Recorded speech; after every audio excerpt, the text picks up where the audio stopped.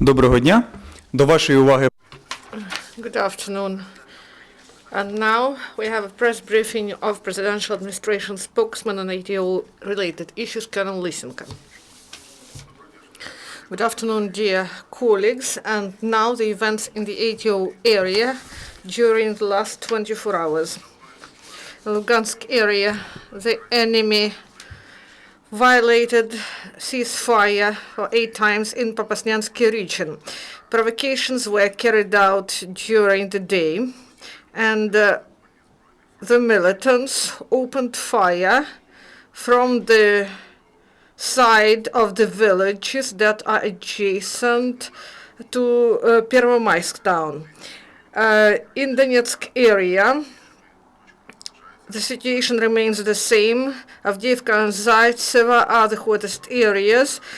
The enemy was active to the south in the region of Pisky and Nevelsky. The situation remains tense in other areas of the front line. It was estimated that more than 90 mortar mines were launched at our positions. And during the last 24 hours in the Donetsk area, there were on the whole 46 enemy shellings. In Mariupol area, the epicenter of confrontation was Mariinka. The militants repeatedly opened sniper fire, and they also used RPG and small arms. And also the enemy carried out 2 instances of fire from anti-tank system in Novotroitsk. Also, in the region of Lebedinsky village, an enemy air drone was observed. And during the last 24 hours, there were 11 enemy shellings. During the last 24 hours, in the result of the military actions, there's no victim. There was no Ukrainian serviceman was killed, and 4 were wounded. According to the information provided by the Chief Intelligence Department of the Ministry of Defense, the militants got supply of weapons, military equipment, and ammunition. The echelon came to Kharkiv, and it brought military equipment, 10 military trucks, and also 120 tons of fuel and lubricants. And also an echelon came to Krasnodon, and it brought 240 tons of fuel and lubricants.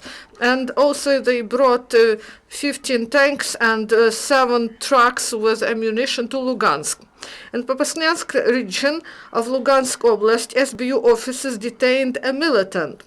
It was identified that this person in May and June of 2014 served at checkpoints controlled by the military, but he was disillusioned in the ideas of Russian peace, and he fled from there, and he returned home, and he was hiding from the law enforcement officers. In course of his detention, they confiscated illegally owned hunting rifle. Please, now questions. 5th channel. Tell us, please, you told us about 4 people who were wounded. So on the whole, during the last 24 hours, there were 65 shellings of our positions. 1 was wounded in Zaitsevo, 1 in Avdiivka, and 2 in Nevelske. And it happened during the shellings. Do you have other questions? Thank you, Andrei Nikolaevich. Thank you.